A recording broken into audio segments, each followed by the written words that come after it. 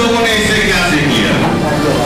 संतों को तो स्वामी जी ने सिखाने का जो परचम उठाया, जो एक मार्गदर्शन हमारे यतीनानंद जी ने दिया कि संतों के नाना प्रकार के जो पंथ हैं, जो भी हैं, उनको एक सूत्र में लाया जाए, एक साथ एक मंच पे लाया जाए। लेकिन हम लोगों ने क्या सीखा? यहाँ पर इस मंच पर हमारे अंतर्राष्ट्रीय अखिल भारत हिंदू महासभा से राष्ट्रीय अध्यक्ष हैं।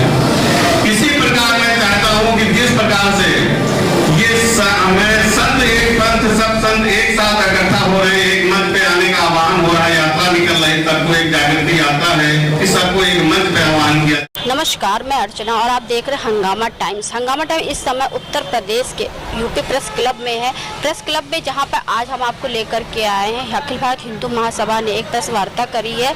सनातन धर्म संत जागृति यात्रा को लेकर के हरिद्वार से यात्रा निकली और पूरे प्रदेश और पूरे देश में यात्रा चलेगी।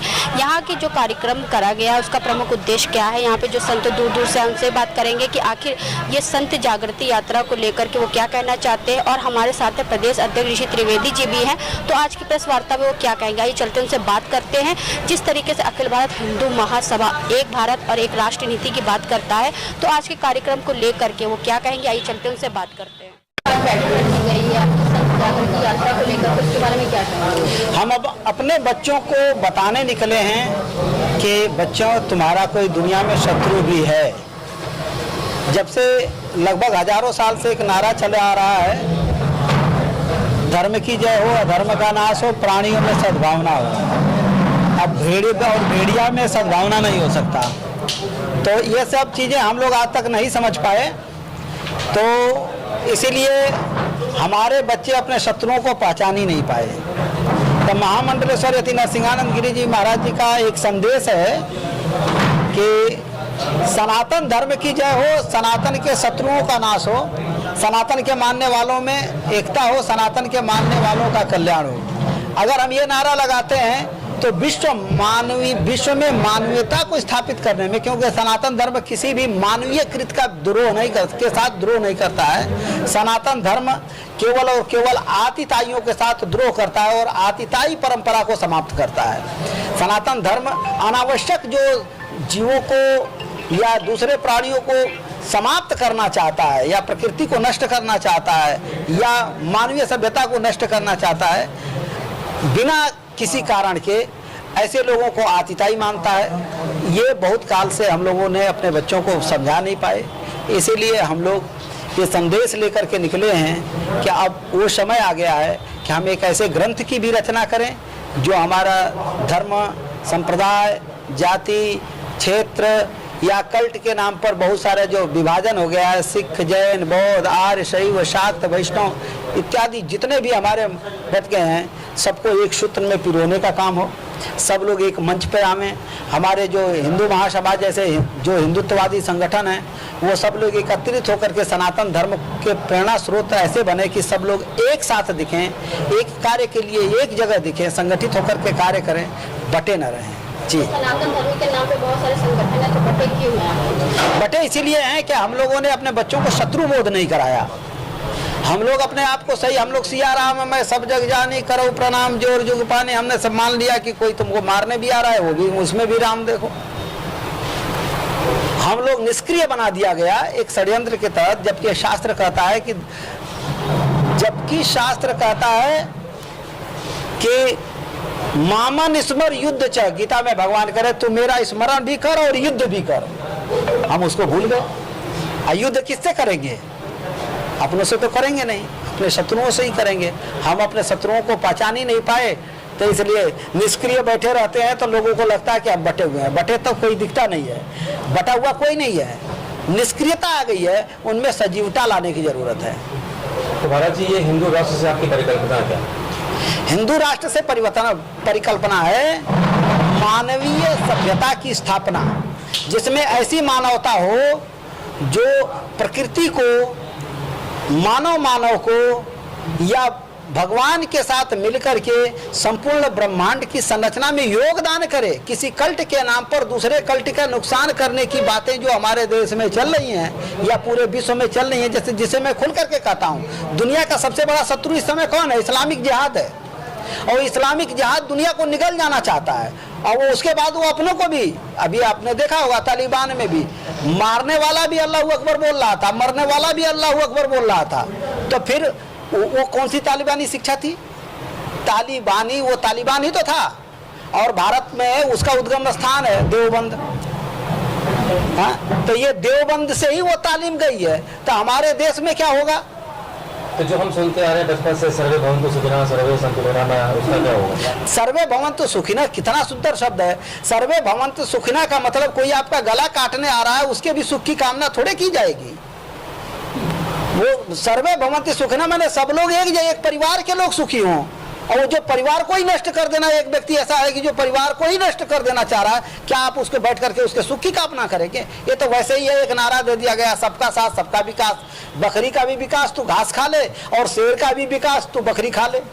ये कौन सा बात है भाई? ये नहीं, ये गलत बात है। तो इसमें हम आगे और आपके क्या एक्शन देखने वाले हैं जल्दी? हैं? इसमें आपकी संस्था के द्वारा क्या एक्शन होने वाले हैं? हम एक्शन करने नहीं निकले हैं, हम अपने बच्चों को बोध कराने निकले हैं। हमारा ये कपड़ा बोध कराने कर रहे हैं, ऐसा नहीं है कि मैं ही कर रहा हूँ, और आगे भी करते रहेंगे। साधु समाज, साधु संतों का काम है, यही काम करना, वही मैं कर रहा हूँ। आज की जो यात्रा है, यात्रा ये हरिद्वार से शुरू हुई है और पूरे भारत में भ्रमण करने के लिए निकली है। अभी लखनऊ पहुंची है नैमिष से होते हुए। तो ये एक संत जागृति यात्रा है।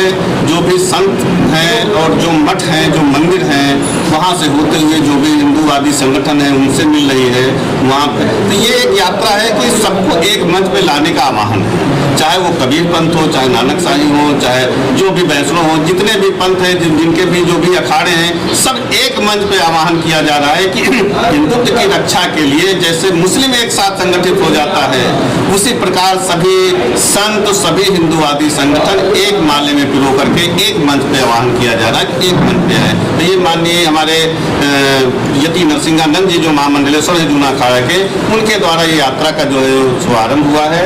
और ये सभी जो हमारे संत लोग हैं इस यात्रा को लेकर के निकले। तो हरिद्वार से लखनऊ निकले और किन किन जिलों में जाएगी आपकी यात्रा? ये पूरे भारत में भ्रमण करेगी। अभी तो शुरुआत है, चल रही है। अभी तो यहाँ ही अभी बनारस और अयोध्या होते हुए पूरे मतलब पूरे भारत में भ्रमण करेगी। तो कहाँ से लोग आज आए हुए आपके कार्यक्रम में? यहाँ पे तो हिंदू महासभा के बहुत से पदाधिकारी आए हैं, इसमें संत भी लोग हैं, हरिद्वार से भी हैं, दासना मंदिर से हैं, कई स्थानों से लोग आए हुए हैं। आपके जैसे अखिल भारत हिंदू महासभा हिंदुत्व की बात करता है, हिंदू राष्ट्र की बात करता है, तो इसके लिए आगे चल के क्या रणनीति रहेगी? किस तरीके से आप लोग हिंदू का साथ, हिंदू के विकास के लिए वर्तमान सरकार से अपील करेंगे? हमारा शुरू से रहा है कि हम सबके साथ और सबके विकास की बात कभी नहीं करते। हिंदू महासभा कभी करती भी नहीं है, और वो केवल हिंदू के साथ के और हिंदू के विकास की बात करती है। तो ये तो हमारा एक लक्ष्य है। जैसे हम कहते हैं कि जात पात की करो विदाई, हिंदू हिंदू भाई भाई, ये हमारा नारा स्वामी तिडंडी जी महाराज ने दिया है। और ये हिंदू राष्ट्र जो है, जब तक हम जातवाद में बटे रहेंगे हम कभी हिंदू राष्ट्र नहीं बना पाएंगे। जो संतों ने, अब देखिए, अभी तक तो हिंदू महासभा या हिंदूवादी संगठन ही इस नारे को उठाते थे और बात को उठाते थे कि नहीं सभी लोग एक हों। लेकिन आज संतों ने भी आह्वान किया है कि नहीं, जरूरत पड़ गई है, समय आ गया है कि सभी संत भी एक हों और एक मंच पे आए। ये बहुत अच्छी सराहनीय बात है और मैं संतों का प्रणाम करता हूँ कि वो भी मेरे साथ आकर के आगे इस मार्ग पे बढ़ रहे हैं। हमारे यहाँ ये कहा जाता है ब्राह्मण, क्षत्रिय, वैश्य और शूद्र, ये हम बचपन से सुनते आ रहे हैं। अब आप इस मथक को तोड़ने की कोशिश करें, जो कि सच्चाई भी हमारे शास्त्रों में कहीं भी नहीं। इसको अब तक हमारे इतने ऋषि मुनि रहे, हमारे शंकराचार्य जी रहे, वो हमारी जनता को, हमारी पब्लिक को, हमारे हिंदू लोगों को अब तक ये सिखा क्यों नहीं है? हम आज भी जो 80-90 की पैदाइश के बच्चे हैं या उसके पहले की भी है शायद, उन्हें ब्राह्मण, क्षत्रिय, वैश्य, शूद्र ये 4 चीजें पता है। ये ऐसा क्यों हुआ कि इतने बड़े बड़े लोग हम लोग को सिखा नहीं पाए, पढ़ा नहीं पाए? ऐसा है कि यदि इसकी बात करते हैं, आपको पता होगा कि कबीर साहब का एक जन्म हुआ था। कबीर पंथ को मानने वाले बहुत लोग हैं, लेकिन उन्होंने भी जातवाद पे विशेष कुठाराघात किया था कि जातवाद समाप्त हो। ऐसे बहुत से संत हुए, रहीम दास हुए, कबीर दास हुए, जिन्होंने जातवाद को लेकर के उन्होंने बीड़ा उठाया, उन्होंने बात उठाई कि जातवाद समाप्त होना चाहिए। ये कुष्ठ रोग है, ये कैंसर है हिंदू समाज के लिए जातवाद। तो ऐसा नहीं, बहुत से संतों ने उठाया जातवाद को लेकर के, और वो धीरे धीरे देखिए, भैया मैंने बोला है कि अब आप देखिए, जहाँ भी भोजन होता है, जहाँ भी लंच से डिनर का सिस्टम होता है, हर जगह देखिए वहाँ कोई कास्ट नहीं पूछता है, हर एक थाली में उठाते हैं, हर एक जगह से भोजन उठाते हैं, वो चाहे ब्राह्मण हो, चाहे शूद्र हो, चाहे वैश्य हो, सब एक साथ भोजन उठाते हैं, एक साथ भोजन करते हैं। ये समय का परिवर्तन है। अब वो सिस्टम खत्म हो रहा है और जिस हिसाब से हिंदू महासभा जातवाद का विरोध कर रही है, सबको एक मंच पर लाने का आह्वान कर रही है, और ये स्पष्ट दिखाई दे रहा है कि अब उस प्रकार का कोई भेदभाव नहीं है कि एक कुएं में पानी नहीं भर सकता है। उसी हैंडपाइप से हिंदू भी पानी पीता, मतलब ब्राह्मण भी पीता है, उसी से दलित भी पीता है, उसी से वैश्य भी पीता है। तो ये सारा भेदभाव समाप्त हो रहा है और हम लोग हिंदू राष्ट्र के लिए अग्रसर हो रहे हैं। जो भेदभाव की बात आप करें, हाल ही में लखनऊ में आशियाना की बात है, जोमेटो का डिलीवरी बॉय था रावत और सिंह था, उसने जब जात पूछी उसने उसके मुंह पे थूक दिया, जिसके बाद से इतना बवाल हुआ। तो कहाँ से जाति भाव की भावना खत्म हो रही है, जाति भाव तो फिर से शुरू हो रहा है। एक आध चीज अपवाद है, एक आध चीजों को लेकर के हम ये नहीं कह सकते कि हमारा पूरा समाज नकारा है। हो सकता कोई एक आध बंदा हो, कोई इस टाइप की बात किया, वो निंदनीय है, उसकी कड़े शब्दों में निंदा की जाती है।